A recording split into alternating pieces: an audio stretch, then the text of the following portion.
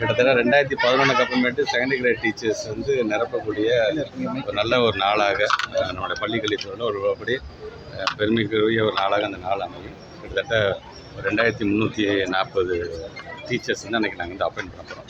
இந்த வருஷத்துக்கான TRP calendar கொடுத்துருக்குறாங்க. அது ஒவ்வொரு படிப்படியாக அந்த நோட்டிஃபிகேஷன் கொடுத்து அது கண்டிப்பாக எங்கெங்கெல்லாம் வேக்கன்ட் இருக்கிறதோ அந்த இடத்துல இல்லாமல் நிரப்ப வேண்டும் சொல்லியிருக்காங்க. வேக்கன்சி அப்படின்னா அந்த இடத்துல வந்து டீச்சர்ஸே இல்லையான்னு அர்த்தம் கிடையாது. எஸ்எம்சி மூலமாகவும் டீச்சர்ஸ் பணியாற்றி கொண்டிருக்கின்றார்கள். எந்த விதத்திலும் பிள்ளைகளுக்கு எந்த இடையூறுகளும் கல்வி சார்ந்து வந்துவிடக்கூடாது அதை நம்ம செஞ்சுருக்கோம். இருந்தாலும் ஒரு பர்மனன்ட் டீச்சர்ஸ்க்கு இருக்கிறதுக்கு ஈடாக கண்டிப்பாக அது வராதுங்கிறதுக்காக தான் இப்போ இந்த ரெக்ரூட்மெண்ட் ப்ராசஸ். வீரநல்லூரில் மாணவர் இறந்துருக்காருல சார், என்ன சார்? வீரநல்லூரில் தனியார் மாணவர் வீரமநல்லூரில் சார் மாணவர் வந்து ஆசிரியர் திட்டினால தற்கொலை பண்ணியிருக்காரு. கன்னியாகுமரி சம்பவத்தை போன்று அங்கேயும் நைட்டு பேருந்து எரிச்சிருக்காங்க தனியார் பள்ளிகளுக்கு வந்து.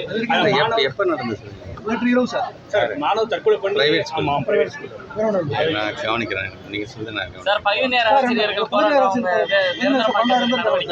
அவங்களுடைய இது என்ன சார்? 2000 என்பதே தெரியும். நம்ம கவர்மெண்ட் வந்ததுல தொடர்ந்து நம்ம அவங்களுடைய உணர்வுகளை மதிக்கக்கூடியதற்காக தான் 2500 நம்ம வந்து உயர்த்தி கொடுத்ததுலேருந்து அவருடைய சர்டிஃபிகேட்ஸ் இந்த லைஃப் டைம் சர்டிஃபிகேட்ஸை வேலிடேட் பண்ணி கொடுத்ததுலேருந்து அவங்களுடைய ஏஜை வந்து நம்ம வந்து அதிகப்படுத்துறதுலேருந்து very first time transfer counselling கொடுத்து ஒவ்வொன்றா படிப்படியாக செய்கிறோம்.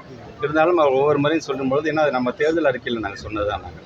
அதனால தான் தமிழ்நாட்டு முதலமைச்சரை பொறுத்த வரைக்கும் நாங்கள் இடத்துக்கு சார்ந்து சொல்லியிருக்கோம். அவங்க நம்முடைய பிரின்சிபல் செக்ரட்டரியும் பார்த்துட்டாங்க, சீஃப் செக்ரட்டரியும் பார்த்துட்டாங்க, ஃபைனான்ஸ் செக்ரட்டரியும் பார்த்துட்டாங்க.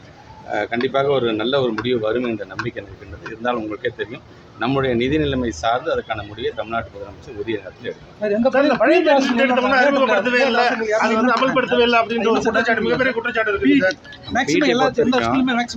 பிஇடியை பொறுத்த வரைக்கும் நாங்கள் வந்து ஒரு கணக்கு நாங்கள் ஒரு ரேஷியோ கொடுத்ததுனால ஒரு 500 ஸ்டூடெண்ட்ஸ் இருக்கிற ஒரு இடத்துக்கு ஒரு பிடி மாஸ்டர்னாச்சும் இருக்கணும் அப்படின்னு சொன்னோம். ஒரு பிடி சார்ந்த சங்கத்தை சார்ந்த என்ன சொன்னாங்க, இல்லை நீங்கள் 250 பேருக்குனாச்சும் ஒருத்தர் இருக்கணும்னு நீங்கள் சொல்லணும்னு சொன்னனால அந்த ஃபைல் அப்படியே சர்க்குலேஷன் நிற்கிது. ஏன்னா நாங்கள் எந்த ஒரு இடத்தாலும் யாராச்சும் ஒருத்தர் அவங்களுடைய கருத்துக்களை சொல்லும் பொழுது அது மாதிரி நிற்கிது. பட் அட்லீஸ்ட் நம்ம என்ன சொல்லணும், ஸ்டார்ட் வித் ஒரு 500 ஸ்டூடெண்ட்ஸ் இருக்கிற இடத்துக்கு ஒருத்தரும் 750 சார்ந்து இருந்தால் 2 பேரும் ஃபஸ்ட் நம்ம போட்டுடலாம். அதுக்கப்புறமேட்டு நமக்கு ஆட்கள் நம்ம எடுக்க நம்ம 250 நம்ம கொண்டு வரலாம் நம்ம சொல்லுவோம்.